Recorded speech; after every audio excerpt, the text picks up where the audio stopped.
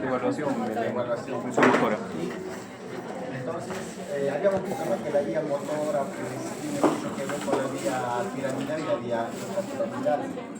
Pues, si hablamos de vía básicamente piramidal, tenemos la evaluación que se va a realizar de cuatro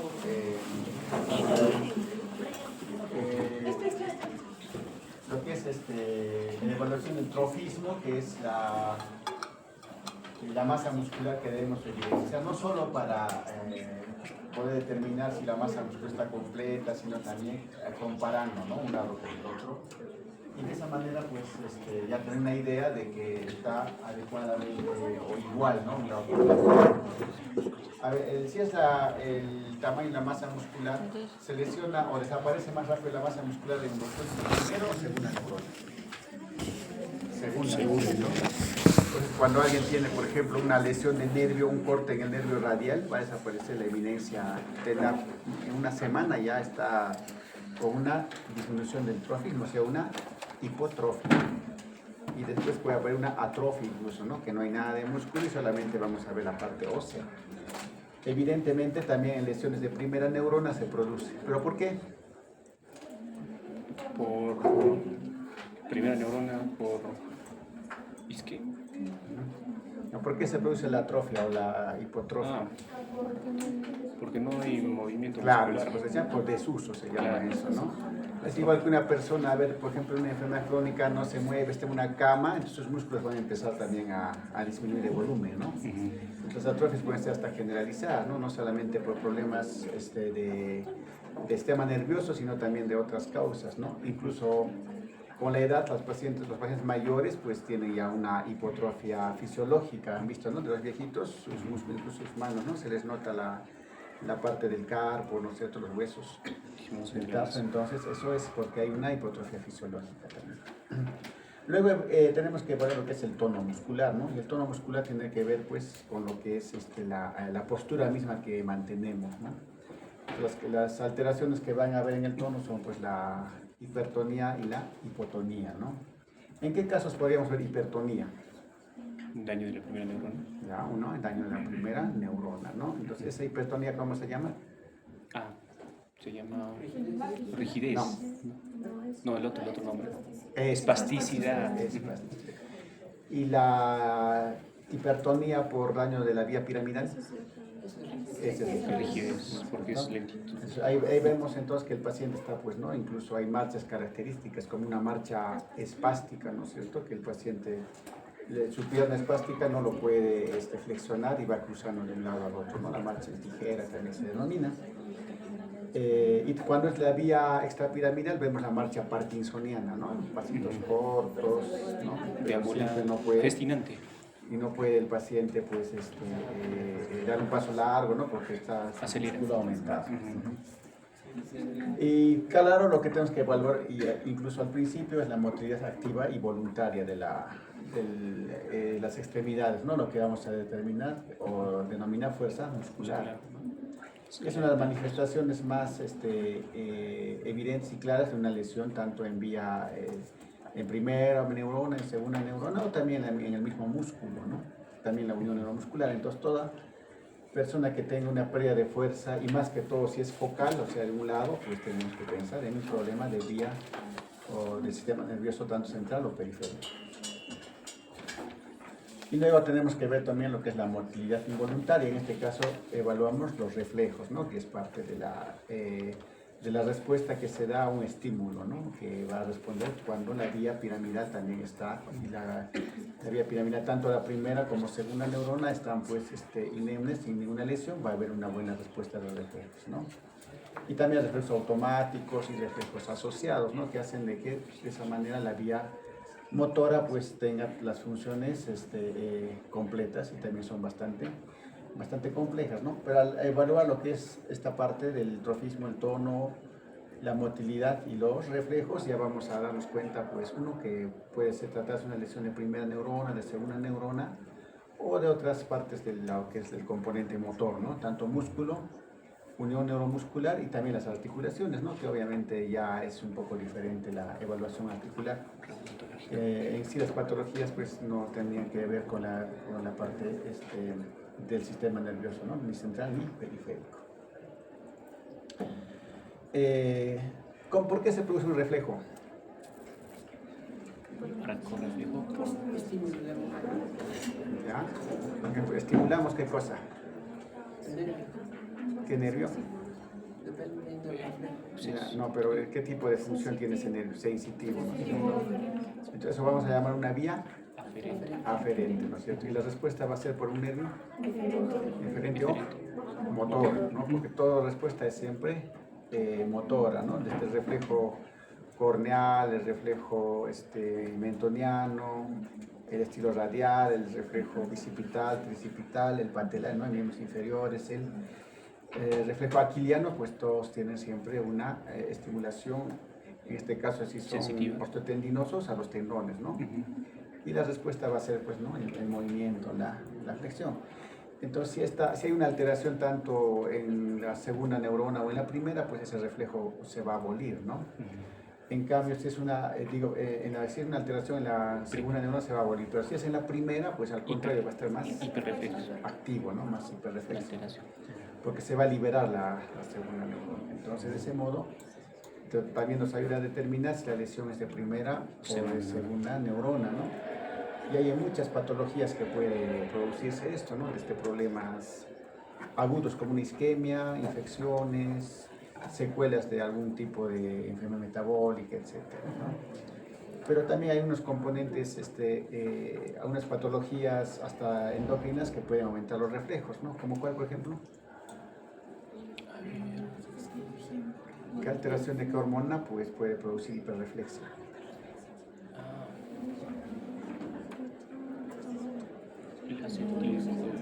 ¿Cuál? Tiroides, ¿no? El hipertiroidismo. El paciente con hipertiroidismo está totalmente hiperreflexivo porque su metabolismo está incrementado.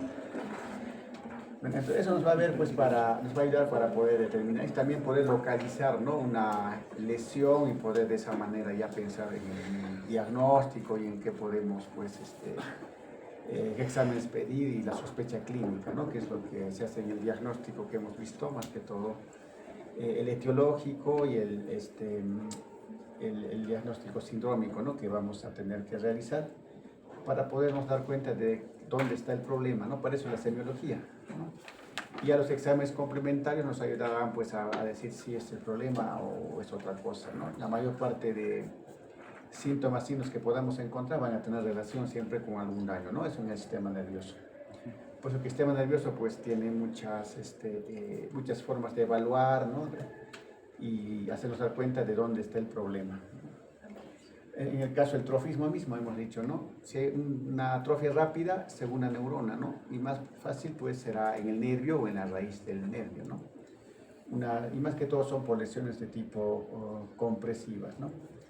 A ver, ¿qué lesiones compresivas del nervio pueden darme como ejemplo? Hernias. Hernia discal, ¿no es cierto? Pero el nervio ciático, pues, ¿qué componentes tiene? ¿No? ¿Pero es solamente motor? No, también sensitiva. Es mixto. Sí, mixto. Por eso que la compresión del nervio, ¿qué va a dar al principio? Y dolor, ¿no? Porque lo principal, sino de una hernia de disco, de una compresión a nivel lumbar, es dolor, ¿no? Sí. Incluso al paciente pues le haces el signo de la segue, ¿no? Le levantas la pierna 60 grados porque estás haciendo que al levantar la pierna el nervio toque al disco, ¿no? Que está un poco protruido y eso va a hacer que tenga mucho dolor. Pero si persiste la molestia y no se hace nada, pues va a haber disminución de fuerza y va a haber un componente motor alterado y en este caso sí vamos a evidenciar pues atrofia muscular, ¿no? Pues el ciático es raro, ¿por qué? Porque duele tanto que el paciente va a tener que someterse a cualquier tipo de tratamiento, ¿no? Para evitar llegar ya a una atrofia, porque como el dolor es lo primero y es muy intenso, entonces es raro que por lesión del ciático pues se llegue a una atrofia, ¿no? Por mucho que no se opere, pues dejará de hacer sus cosas y el dolor mejora y en ese caso la compresión también. Otro ejemplo de compresión de nervio periférico. Túnel nervio periférico, túnel carpiano, compresión del mediano. Ya, es síndrome del túnel del carpo, ¿no es cierto? Que es la compresión del nervio mediano a nivel de la mano. Entonces, cuando está bien, como es nervio mixto, igual, ¿no? El dolor primero y luego ya podría aparecer alteraciones motoras con atrofia, ¿no? Y así cualquier nervio puede tener pues un problema de compresión, ¿no? Y como la mayor parte de los nervios a nivel del tronco y extremidades son mixtos, pues el dolor va a ser el principal síntoma, ¿no? A no ser que haya un corte radical de todo el nervio ahí sí, ¿no? Aparte de dolor va a empezar a aparecer los signos de atrofia muscular, de atrofia clava del músculo y dependiendo del dónde haya la lesión, ¿no? Pero también otras enfermedades genéricas, ¿no? Que pueden producir lesión de segunda neurona, como que por ejemplo, a ver que hay una lesión que afecte a todos los nervios, a todos los músculos del cuerpo, que produzca atrofia.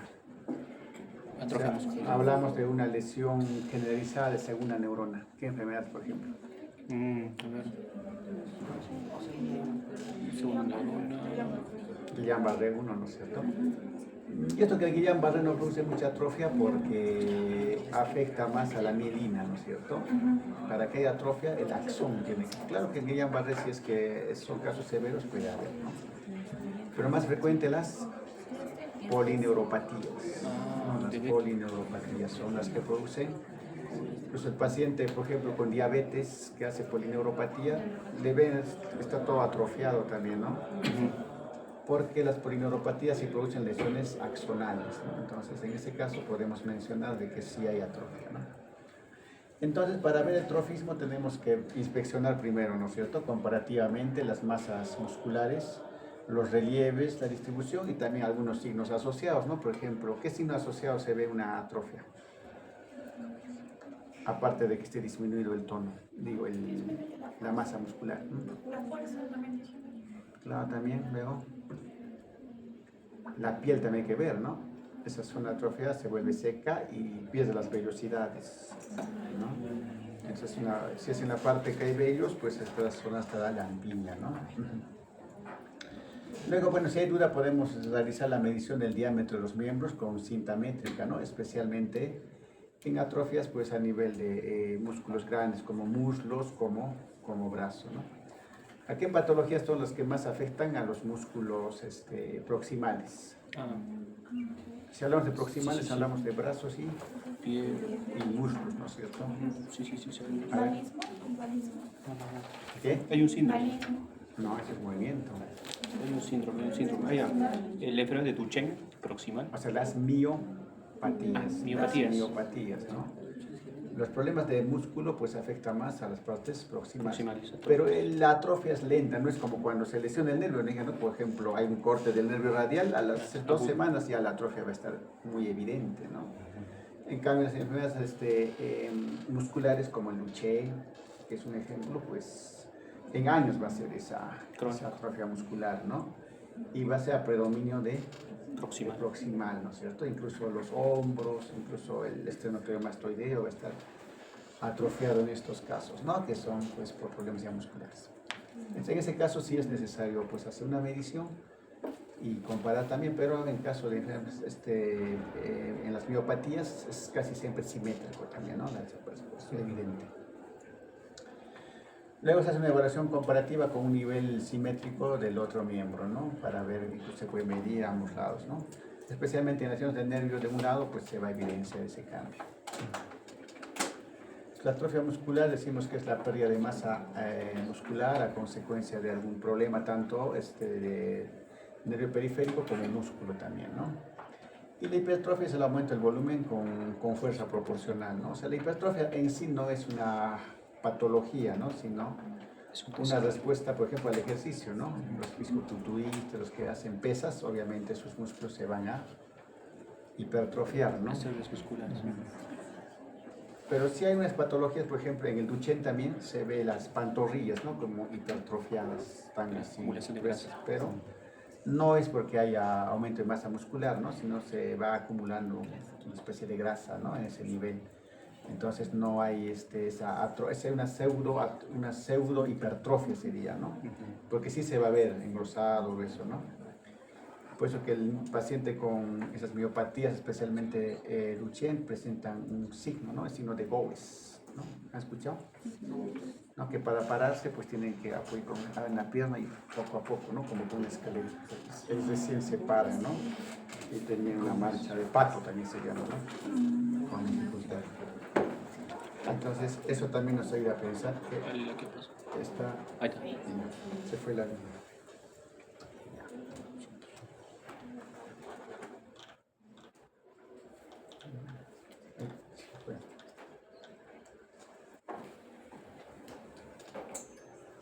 Mouse.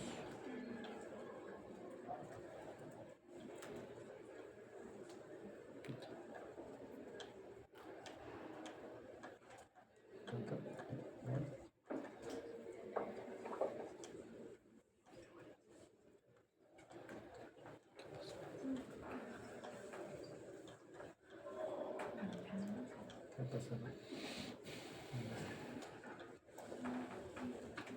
Tanto, ¿de dónde salió esto? No había tanto. Tú hiciste salió Ah, otra vez. esto pues estamos bien.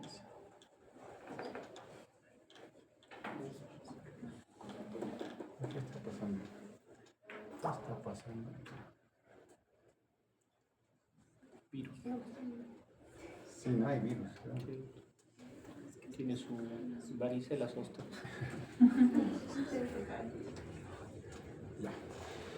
Es justo lo que hablábamos, ¿no?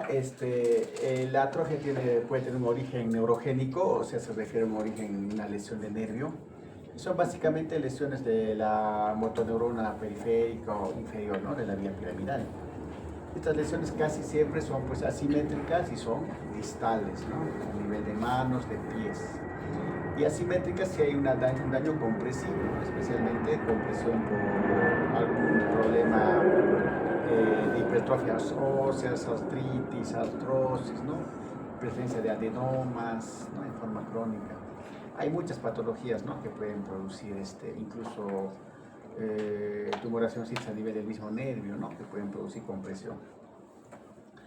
Pues estas están asociadas a disminución de fuerza, a hipotonía también o atonía, con arreflexia osteotendinosa, ¿no? Si es lesión de segunda neurona. Hay ausencia de alteraciones sensitivas, ¿no? En el caso de que sea solo motor el nervio, y presencia de, a veces, fasciculaciones, ¿no? Una fasciculación es un movimientito, ¿no? Que es muy leve, como una especie de, como si hubiera un temblorcito leve, ¿no? En el músculo se ve como se llama fasciculación, ¿no? Y es también otra característica de lesión de segunda neurona, ¿no es cierto? Entonces, si hablamos de lesión de segunda neurona, vamos a ver que hay disminución de la fuerza digamos, en músculos más focalizados, ¿no? De una extremidad, que no sean grandes grupos musculares. Hay hipotonía, hay hipotrofia o atrofia y hay fasciculaciones, ¿no? Y ahora signo de Babinski, lesiones de segunda neurona. No hay Babinski negativo. ¿no? Entonces, porque esos son de primera neurona. Clonus tampoco. Tampoco reflejos, ¿no? Pues aquí hay una diferencia, ¿no? Cómo está la hipotrofia en este lado, ¿no es cierto? En la eminencia tenar, hipotenar incluso, ¿no?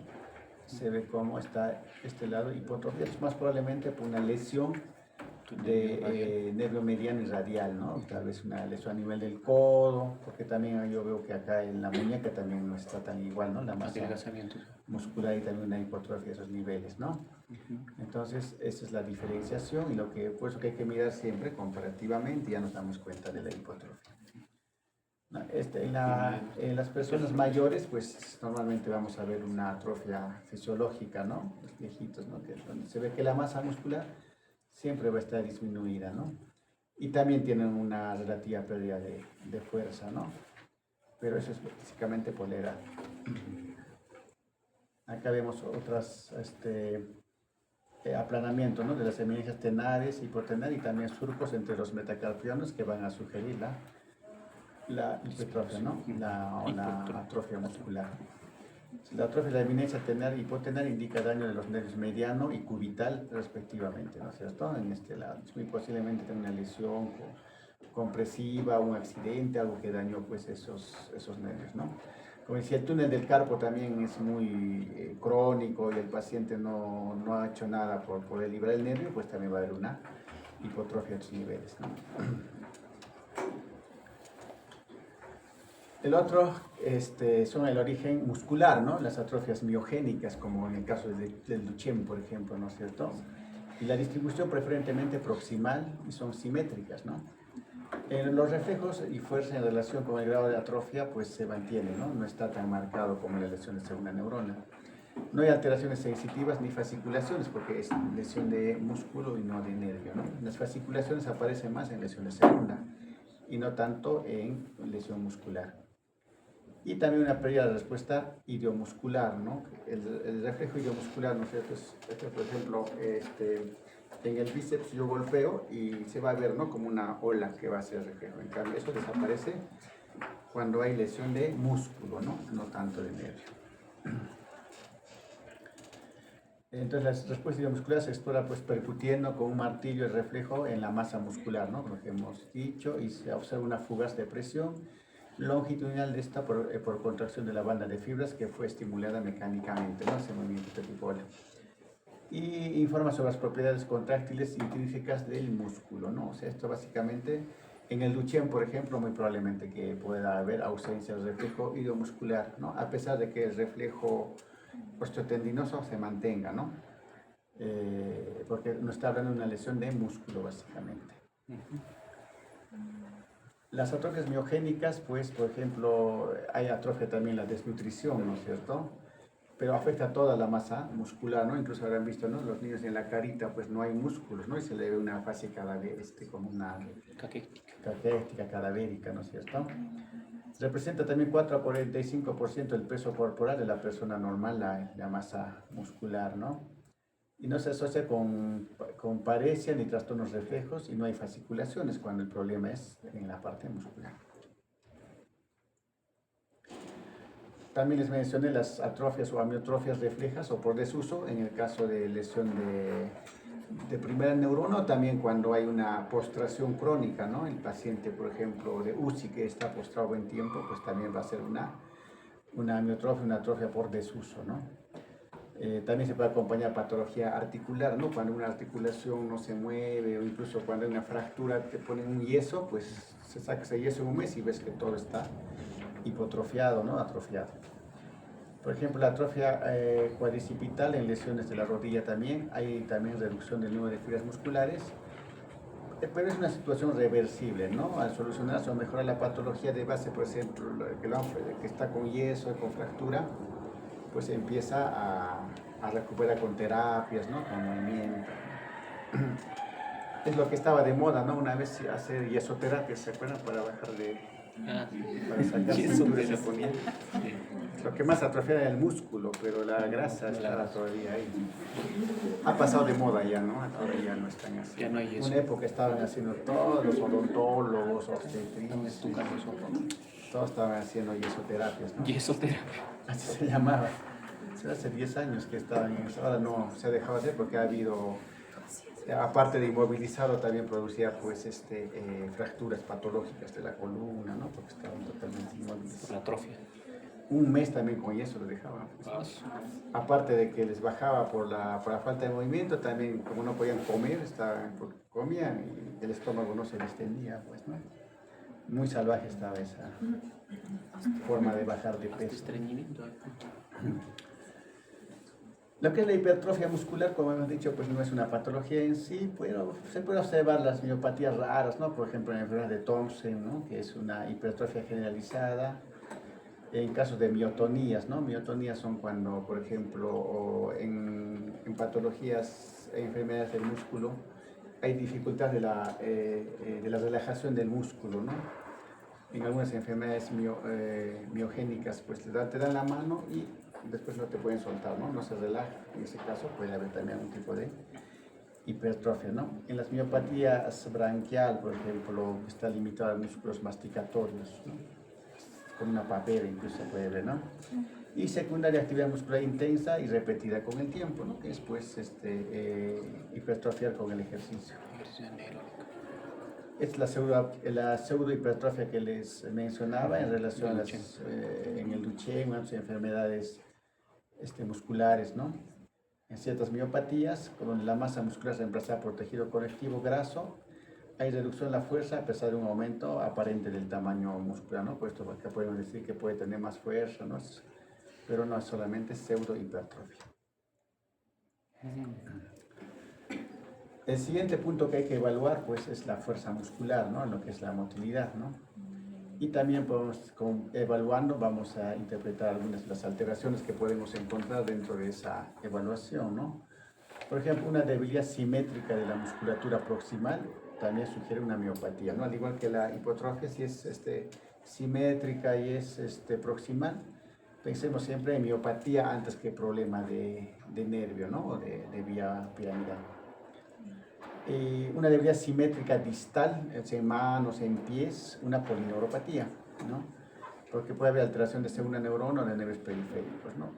Y para que haya una polineuropatía, evidentemente tiene que una enfermedad de base o tener algo congénito, ¿no? Hasta hay polineuropatías hereditarias, tóxicas, metabólicas.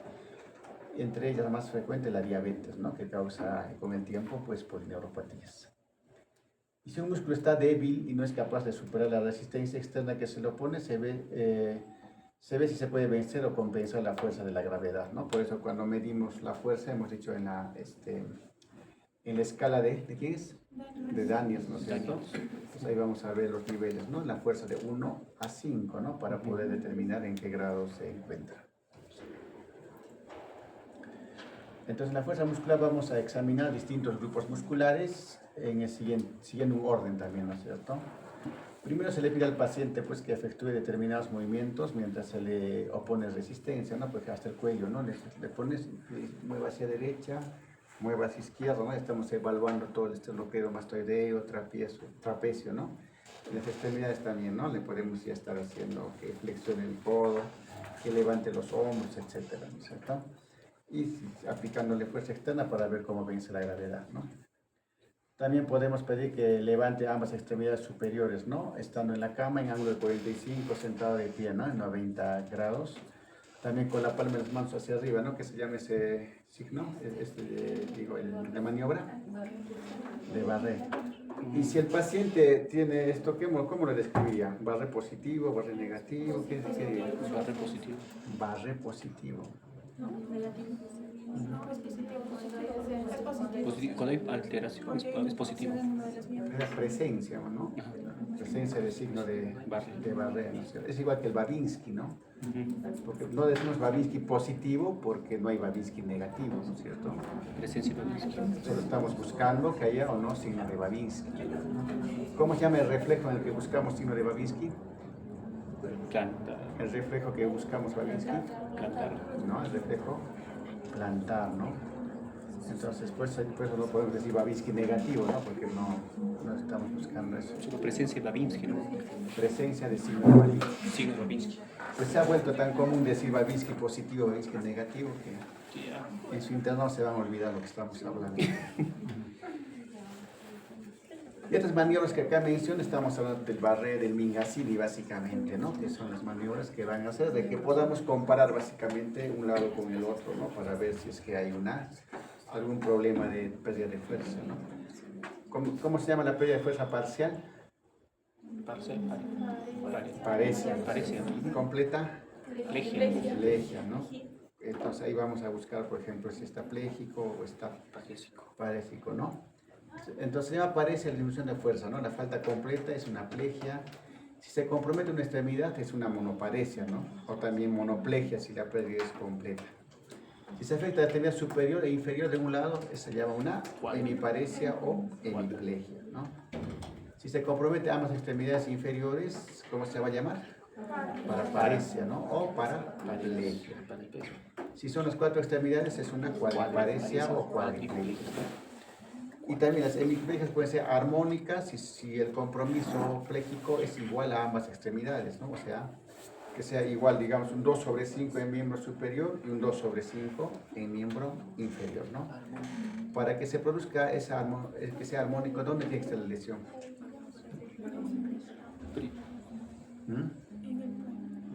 Neurona superior, primera neurona. A ver.